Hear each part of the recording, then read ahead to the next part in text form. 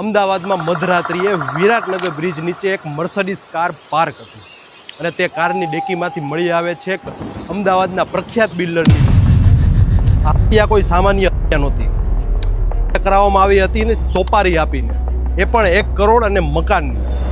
પણ હત્યા પાછળ હતું કોણ? શું કામ સોપારી આપીને બિલ્ડરની હત્યા કરાવવામાં આવી?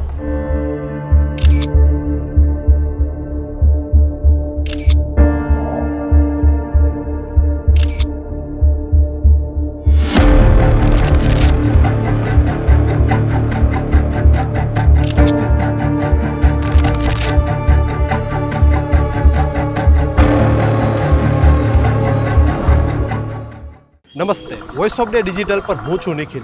આજની ક્રાઇમ ફાઇલમાં આપણે જોવાના છીએ અમદાવાદમાં તાજેતરમાં બનેલી એક એવી ઘટના કે જેને સૌ કોઈને ચોંકાવી નાખી. અમદાવાદમાં છેલ્લા 40 વર્ષથી વસવાટ કરતા પાટીદાર અગ્રણી અને જાણીતા બિલ્ડર હિંમતભાઈ રૂડાણી, જેઓ 2007થી કન્સ્ટ્રક્શનની લાઇન સાથે જોડાયેલા અને તેઓએ અનેક પ્રોજેક્ટ ઊભા કર્યા.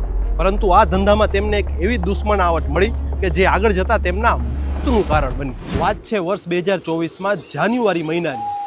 નિકોલના એક પ્લોટને લઈને તેના બિઝનેસ પાર્ટનર એવા મનસુખભાઈ લાખાણી સાથે કોઈ બાબતે ઝઘડો થયો અને આ મામલો સીધો પહોંચી ગયો પોલીસ સ્ટેશન.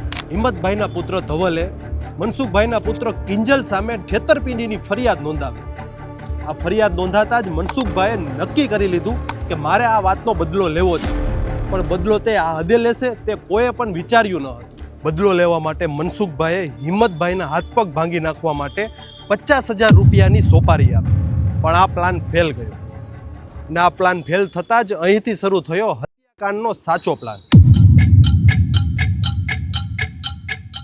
તેમને રાજસ્થાનથી હત્યારાઓને હાયર કર્યા અને તેમને લાલચ આપી, હું તમને રૂપિયા 1 કરોડ અને મકાન આપીશ જો તમે હિંમતભાઈની હત્યા કરી નાખશો તો. તારીખ આવે છે 13 સપ્ટેમ્બર 2025. રાજસ્થાનના રાહુલ રાઠોડ, પપ્પુ મેઘવાલ અને એક સગીર, ત્રણેય જણા હિંમતભાઈની રેકી કરે છે.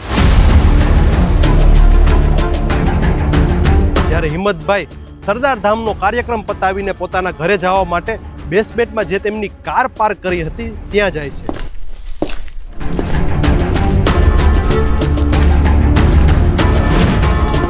તે સમયે જ ત્રણેય આરોપીઓ હિંમતભાઈ પાસે જાય છે અને છરીના ઘા ઝીકીને તેમની નિર્દયતાથી હત્યા કરી નાખે છે અને તેમની લાશને તેમની જ મર્સિડીઝ કારમાં નાખી દે છે.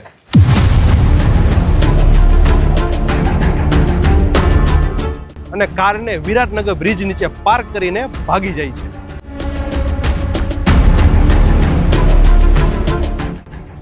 આ મામલે પોલીસ તપાસ ચલાવે છે અને સીસીટીવીના આધારે ગણતરીની કલાકોમાં જ આ કેસને ડિટેક્ટ કરી નાખે છે અને રાજસ્થાનથી ત્રણેય હત્યારાઓની ધરપકડ કરી લે છે.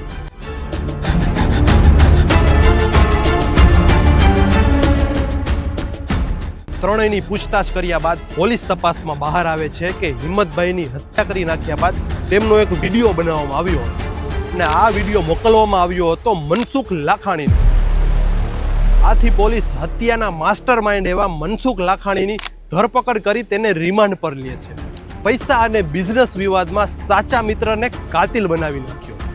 હિંમતભાઈની હત્યા એક માત્ર કેસ નથી, પરંતુ એક માણસની લાલચ, પૈસા અને બિઝનેસ માટે તે કઈ હદ સુધી જઈ શકે છે તે એક ઉદાહરણ રૂપ છે. આથી તમે સતર્ક રહો અને આવા જ ક્રાઇમ ફાઇલ્સના વિડીયો જોવા માટે વોઇસ ઓફ ડે ડિજિટલ સાથે જોડાયેલા રહો અને આ વિડીયોને લાઇક અને શેર કરવાનું ન ભૂલતા.